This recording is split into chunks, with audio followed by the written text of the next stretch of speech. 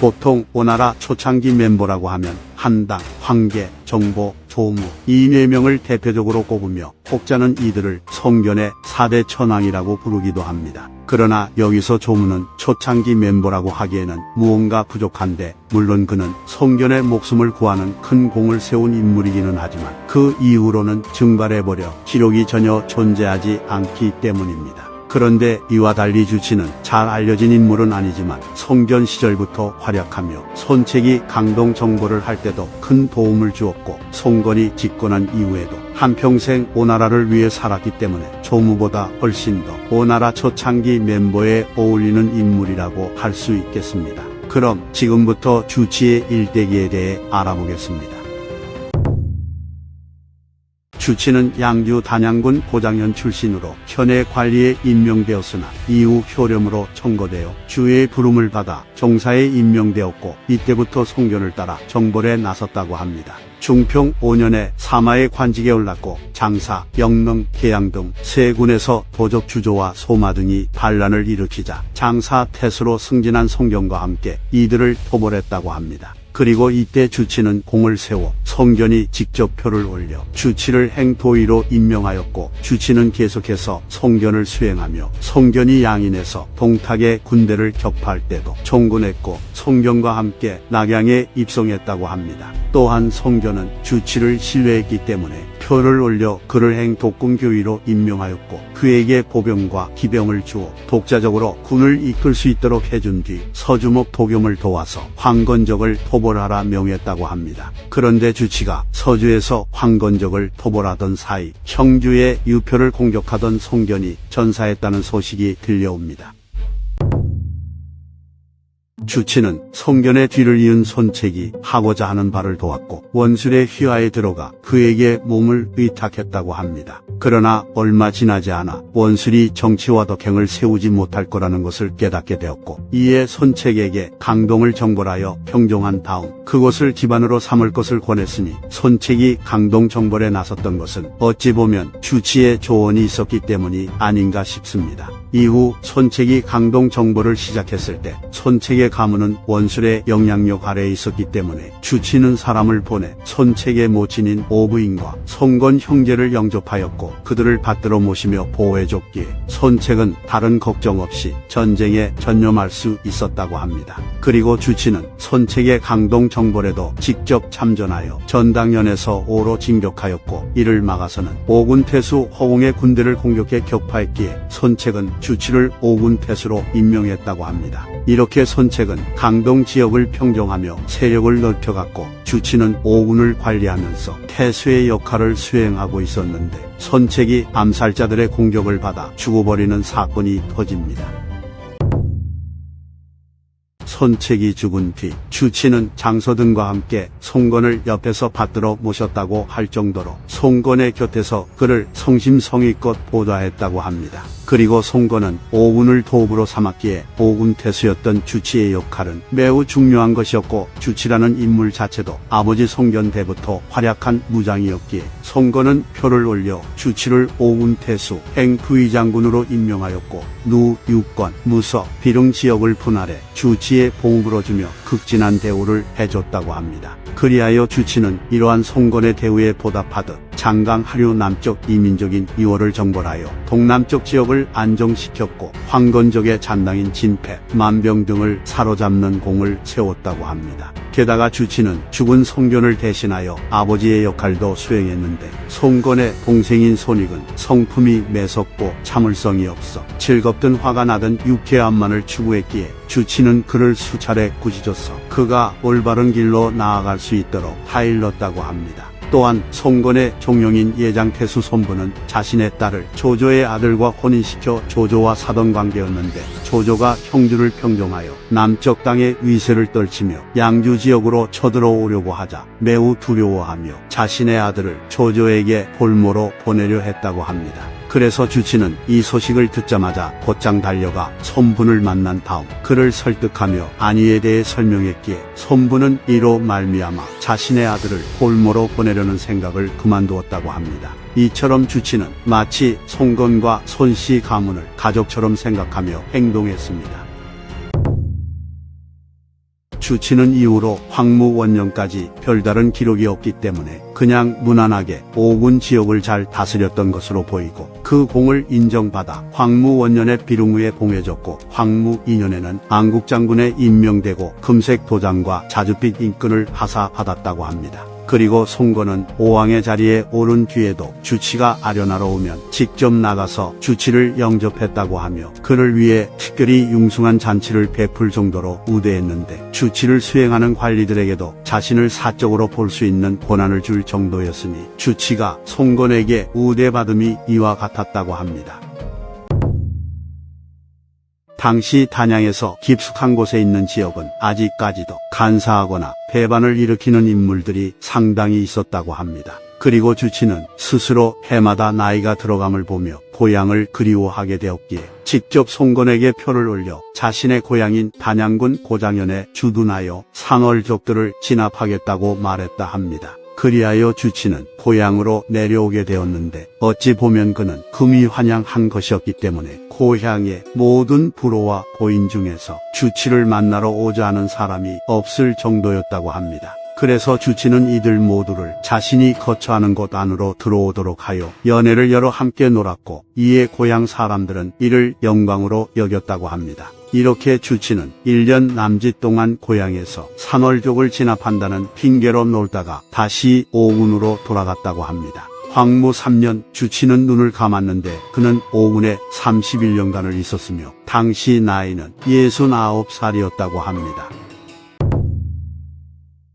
앞서 나왔듯이 송건은 주치를 매우 공경하며 특별한 대우를 해줬기 때문에 주치가 자신의 마음에 들지 않는 행동을 하더라도 그를 직접 힐문하거나 우기줄 수가 없었고, 이에 몹시 분노하며 화를 풀지 못했다고 합니다. 그래도 다행인 것은 제갈근이 이 일을 눈치챘고 그는 직접 송건과 대화를 나누며 그의 마음을 풀어줬다고 합니다. 송건은 주치가 나라의 일을 위해 근심하며 노력하는 것을 두고 항상 그를 칭찬했다고 합니다. 주치의 아들 주제는 본래 교위에 임명되어 병사들을 통솔했었는데 죽은 부친의 자기를 계승하고 편장군으로 승진했다고 합니다. 주제의 아우는 주기인데 송건은 그와 손책의 딸을 혼인시켰다고 하며 주기도 교위가 되어 병사들을 통솔했다고 합니다. 그리고 주치의 나머지 아들들인 주유와 주만세는 모두 요절했다고 합니다. 강릉에서 엄청난 숫자의 위나라 군대를 막아낸 명장인 주연이 주치의 조카인데, 한때 주치는 자식이 없어 조카인 주치를 자신의 양자로 삼았었다고 합니다.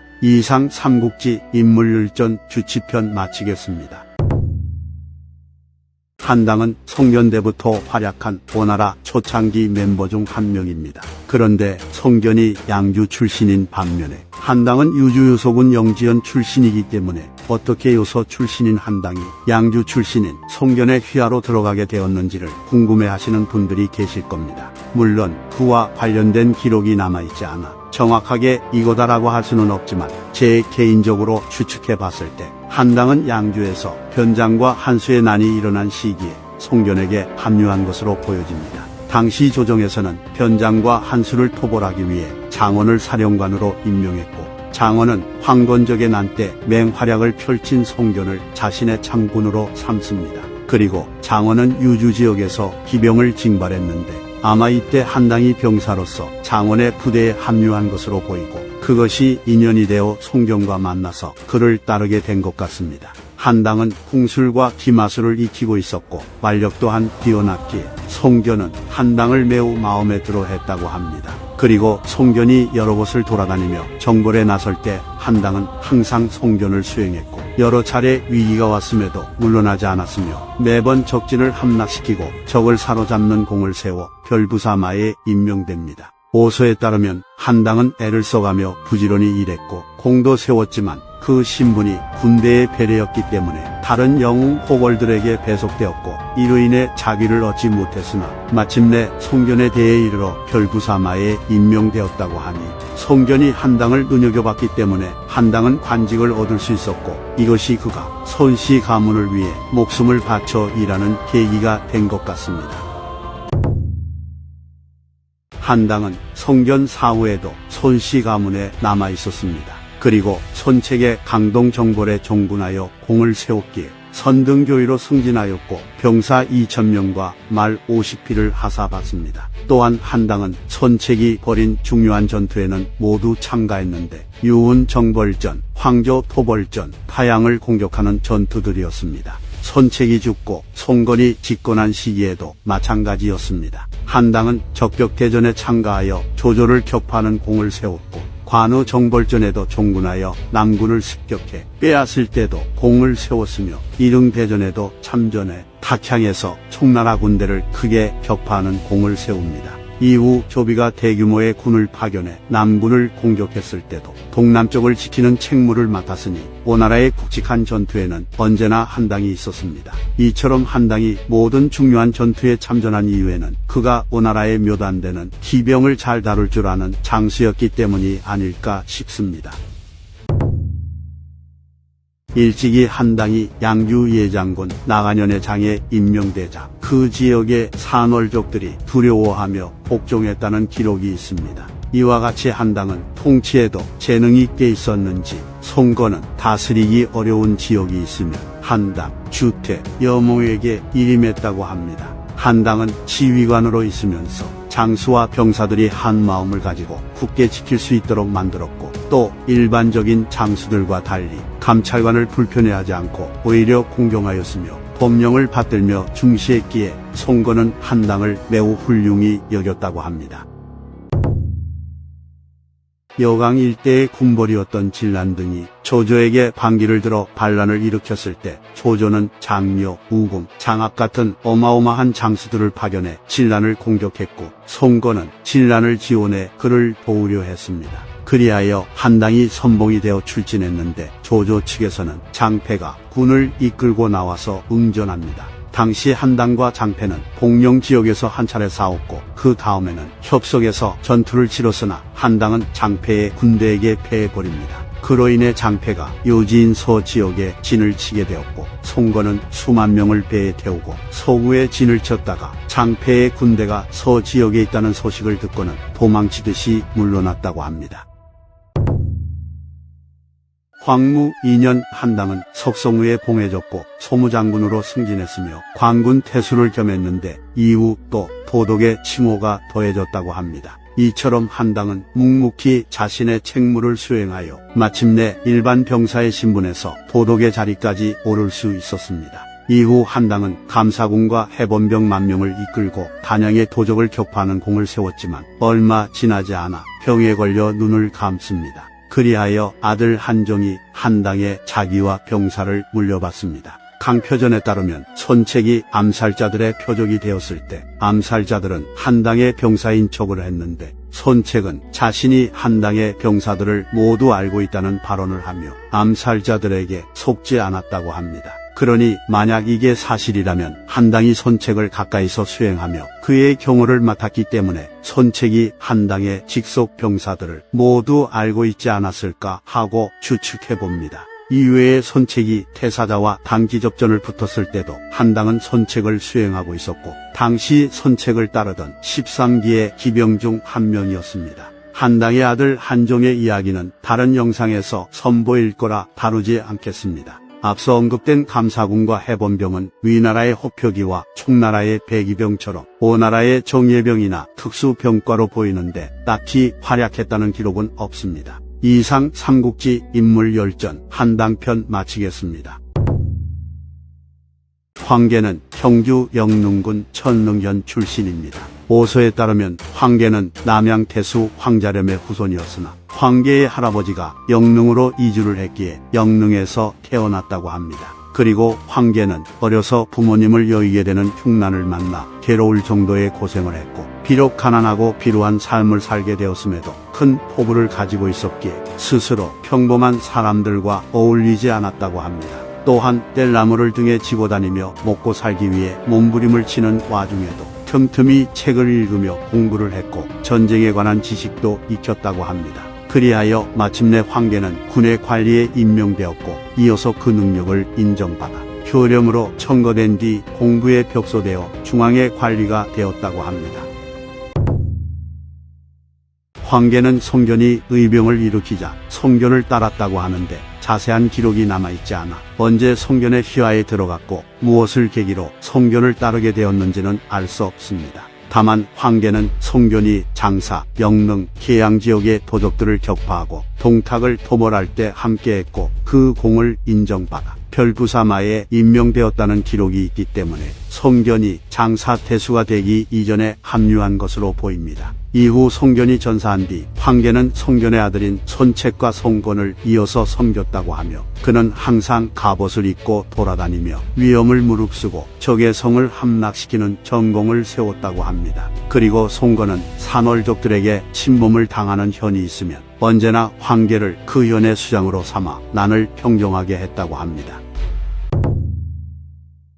양주 단양군 석성현의 관리들은 감찰하고 제어하는 것이 극히 어려웠기에 황계가 파견되어 석성현을 다스리게 됩니다. 황계는 먼저 2개의 연을 만들어 석성현의 관리들을 배치한 뒤 이들이 모든 관아의 일을 나눠서 주관하도록 했다고 합니다. 그리고는 관리들에게 명을 내리며 영장이 덕이 없으나 단지 무공을 세워 관리에 임명되었기에 문관으로서 백성들을 다스리기에 걸맞지 않다. 그리고 지금 도적들이 평정되지 않았기에 군대에 관한 일이 있어 잠시 동안 관아의 일은 2연에게 맡겨 부탁하니 마땅히 모든 관아를 단속하고 다스려서 잘못된 것을 규찰하고 적발하도록 하라. 또한 2연이 관아의 일을 행함에 있어 만약 거짓과 속임수가 있더라도 끝내 편장을 행하진 않을 것이니 마땅히 각자 진심을 다하도록 하라 라고 말했다 합니다. 석성현의 관리들은 처음에는 황계의 포습 때문에 그의 위험을 두려워하여 밤낮으로 열심히 일하고 조심스럽게 직무를 행했으나 시간이 흐른 뒤 황계가 자신들이 처리한 문서를 보지 않는다는 것을 깨닫고 나서는 이 일을 마음대로 처리했다고 합니다. 그러나 이는 황계의 계책으로 그는 기회를 노리다가 급작스럽게 관아의 일을 살폈고 2연이 여러 일을 처리함에 있어 범을 받들어 행하지 않았다는 것을 알게 됩니다. 그리하여 황계는 2연의 관리들을 남김없이 초청하여 술과 밥을 하사했고 아무것도 모르는 관리들은 매우 즐거워했는데 황계가 갑자기 그들이 법에 따라 업무를 처리하지 않은 사실을 밝힌 뒤 이를 따져묻기 시작합니다. 그러자 관리들은 너무 당황해서 사리에 맞지 않는 궁색한 변명을 했고 모두 머리를 조아리며 황계에게 사죄를 합니다. 이에 황계는 관리들에게 앞서 이미 명을 내린 게 있어 끝내 편장은 행하지 않을 것이니 그대들을 속인 것은 아니다 라고 말하고는 그 관리들을 모조리 죽여버렸다고 합니다. 한마디로 황계는 채찍으로 때리는 형벌을 내리지 않는다고 약속했지 죽이지 않는다고 한 적은 없다고 말하며 관리들을 농락한 것이었습니다. 이와 같은 황계의 행보로 인해 석성현의 사람들은 두려워서 몸을 떨었다고 합니다. 이후 황계는 양주 단양군 충곡현의 장으로 전임되었다가 양주 여강군 심양현의 현령이 되었으며 이 외에도 9개의 현을 돌아다니며 그 지역을 관리하는 임무를 맡았는데 맡은 임지마다 잘 다스렸다고 합니다. 그래서 황계는 단양도위로 승진하였는데 강자를 억누르고 약자를 돕는 행보를 보였기에 이를 본 산월족들이 귀순해 왔다고 합니다. 적벽대전 당시 주유의 부장이었던 황계는 주유에게 지금 도적의 수는 많으나 우리의 수는 적으니 오랫동안 버티며 견디는 것은 어렵습니다. 제가 보건대 조조군의 선박과 전함은 서로 끝없이 이어져 있는 듯하니 가히 불에 태워 없애 달아나게 만들면 됩니다. 라는 조언을 했고 이에 주유는 황계의 계책을 채택하여 이를 진행시킵니다. 그래서 오나라 군대는 몽충과 전함 수십 척을 준비해 뗄나무와 마른 풀을 싣고 그 사이에 등잔에 쓰는 기름을 부어서 화공을 준비합니다. 그리고 황계는 화공을 더 손쉽게 펼치기 위해 조조에게 서신을 보내며 거짓 항복을 하려 했는데 강표전에 따르면 황계는 조조에게 저 황계는 손씨의 두터운 은혜를 받았고 항상 장수가 되어 후한 대접을 받음이 적지 않았습니다. 그런데 생각해보면 천하의 일은 대세에 달려있으니 강동의 6개의 군과 산월의 사람들로 중원의 100만 대군을 막는 것이 중과 부족이라는 것은 명백한 사실입니다.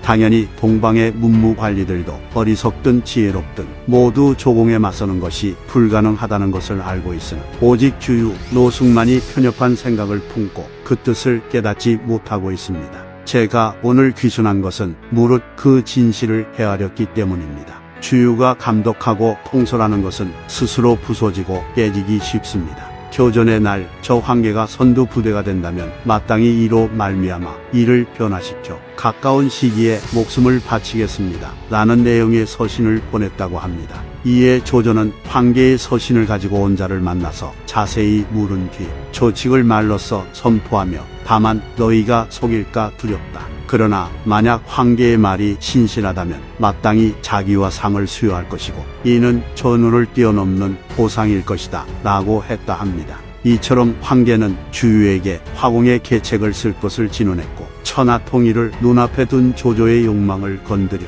거짓 투항까지 성공시켰으니 선유연합군이 적벽대전에서 승리할 수 있었던 건 황계의 활약 덕분이었습니다. 참고로 황계의 고육지책은 정사의 내용이 아닌 소설인 삼국지연의의 이야기로 실제로 황계는 자신의 말빨만으로 조조를 속였던 것입니다. 오서에 따르면 황계는 적벽대전 당시 유시에 맞아 추운 날씨에 물에 떨어졌는데 다행히도 오나라 병사에게 구해줬으나 병사들은 그가 황계라는 것을 알지 못했기에 그를 그냥 심상주의에 내버려 두었다고 합니다. 황계는 자신이 이대로 방치되면 저체온증으로 죽을 거라 생각했기에 있는 힘을 다해 오로지 한당을 소리쳐 불렀고 한당은 자신을 부르는 소리를 듣고는 이는 공복의 소리다 라고 말했다 합니다. 그리하여 한당은 소리가 나는 곳을 향해 가서 황계를 찾았고 눈물을 흘리며 젖어있던 황계의 옷을 갈아입혔기에 황계는 살 수 있었다고 합니다. 무룩마니들이 반란을 일으켜 성읍을 공격해 점령했기에 황계가 태수로 임명되어 이들을 토벌하러 나섭니다. 그런데 당시 군의 병사가 500명밖에 되지 않았기에 황계는 무룩마니들과 전면전을 펼쳐서는 이길 수 없다는 것을 파악했고 이에 계책을 써서 성 안으로 적을 유인한 뒤 적의 절반이 성 안으로 들어왔을 때 역습을 가하여 수백 명의 목을 베어버립니다. 이로 인해 남은 적들은 모두 도망쳤고 황계는 승세를 타고 진격하여 무룩마니들에게 점령당한 곳들을 모두 탈환했다고 합니다. 그리고 우두머리들은 죄를 물어 모두 죽였으나 나머지들은 용서해줬고 이후에 봄부터 여름에 이르기까지 모든 외환과 내란을 평정했기에 유수에 있는 여러 지역의 후와 군장들이 오나라에 복속되었다고 하며 이로 인해 군의 경계가 깨끗해졌다고 합니다. 또한 장사군 이양현이 산적에게 공격을 당했을 때도 황계가 군을 이끌고 진격해 토벌했다고 합니다. 이러한 공으로 황계는 편장군에 임명되었고 관직에 있다가 병으로 눈을 감았다고 합니다. 황계의 모습은 엄숙하고 굳세었고 병사들을 훈련시키는 데 뛰어났기 때문에 그가 매번 적을 공격할 때마다 그의 사절들은 앞다투어 선봉에 서려 했다고 합니다. 황계는 관직에 있으며 결단을 내릴 때 이를 지체한 적이 없었기 때문에 나라 사람들은 죽은 황계를 그리워했다고 하며 오서에 따르면 나라 사람들은 황계 형상의 그림을 그린 뒤 사시사철 제사를 지냈다고 합니다. 이상 삼국지 인물 열전 황계편 마치겠습니다. 정보는 유주 우묵평군 포은현 출신으로 능력을 인정받아 주군의 관리로 임명되었는데 용모가 출중하고 계책과 모략도 가지고 있었다고 합니다. 그리고 정보도 한당과 같은 유주 출신이기 때문에 편장과 한수의 난 때 송견의 휘하로 들어갔다고 생각할 수 있으나 그는 송견을 따라 황건적을 공격했다는 기록이 있기 때문에 송견이 좌군사마에 임명되어 황건적을 토벌하던 시기에 그의 휘하에 들어간 것으로 추정됩니다. 따라서 정보는 황건적의 난 때부터 송견의 밑에서 활약했고 공성전과 야전 등 대부분의 전투에 참전하여 몸에 상처를 입을 정도로 분투했다고 합니다. 송견이 죽은 뒤 정보는 손책을 따랐는데 한 번은 손책이 조랑이라는 도적을 공격하다가 포위를 당해 위급한 상황에 처하게 됩니다. 그래서 정보가 직접 기병 한기와 함께 손책을 호위했고 말을 몰아 소리치며 창으로 적의 포위망을 돌파했기에 손책은 목숨을 부지할 수 있었습니다. 그리고 정보는 손책이 여강태수 육강을 공격하는 전투에도 참전했고 이후 손책이 강동 정벌에 나서자 함께 동쪽으로 향했다고 합니다. 손책은 양지자사 유효의 군대를 격파한 뒤 말릉, 호숙, 고가연 등을 점령했고 오군 오정연에서부터 여항연에 이르는 여러 지역을 공격해 격파했는데 이때 정보가 세운 공이 많았기에 정보는 병사 2,000명과 말 50피를 하사받고 오군도위에 임명되어 전당현을 다스렸다고 합니다. 또 정보는 이외에도 단양 지역을 평정하는 전투, 심양의 유훈을 공격하는 전투, 사이 지역에서 황조를 토벌하는 전투 등 손책이 일으킨 주요 전투에는 대부분 참가합니다. 손책이 죽은 뒤 동생인 송건이 그의 뒤를 이었고 군주였던 손책이 죽는 바람에 여러 지역이 불안정해졌으나 정보가 장서등과 함께 송건을 힘써 도왔고 직접 군을 이끌고 세 개의 군을 돌아다니며 송건을 따르지 않는 지역들을 공격해 평정했다고 합니다. 그리하여 송건은 정보를 주유, 여범 등과 함께 지휘관으로 삼으며 신뢰했다고 합니다. 건한 8년 정보는 송건을 따라서 강하의 황조를 공격해 승리를 거두었으나 산월족들이 반란을 일으키는 바람에 퇴각할 수밖에 없었고 이에 정보는 별도의 군대를 이끌고 나간현을 공격해 평정했다고 합니다. 정보는 적벽대전에서 주유와 함께 좌우덕에 임명되어 조조의 군대를 격파했고 또 진격해 남군을 공격하여 조인을 달아나게 만드는 공을 세웁니다. 물론 주유가 모든 일을 결정하고 진행시켰기 때문에 정보가 어떠한 활약을 했는지는 기록에 남아있지 않습니다. 이후 정보는 비장군에 임명되고 강하태수를 겸했으며 사이현을 다스리며 4개의 현을 시급으로 받았다고 합니다. 주유는 성격이 너그럽고 도량이 매우 넓어 대체로 인심을 얻었는데 오직 정보와는 사이가 좋지 않았다고 하며 정보 또한 성품이 베풀기를 좋아하고 사대부들을 좋아했다고 하기에 주유와 정보 둘 중 한 명의 성격이 모나서 사이가 좋지 않았던 건 아니었습니다. 사실 둘의 사이가 악화된 이유는 따로 있는데 오서 선교전에 그 이유가 나옵니다. 오서 선교전에 따르면 훗날 여몽이 관우를 기습하려 할 때 송건은 여몽과 송교를 좌우 부대독으로 임명하려 했다고 합니다. 그러자 여몽은 송건을 설득하며 만약 지존께서 정로가 남군을 능히 정벌할 수 있다고 여기신다면 마땅히 그를 기용하시고 만약 저 여몽이 남군을 능히 정벌할 수 있다고 여기신다면 마땅히 저 여몽을 기용하십시오. 과거에 주유 정보가 좌우부덕에 임명되어 함께 강릉을 공격했을 때 비록 이른 주유에 의해 결정되었으나 정보는 스스로 노장이라 자부하며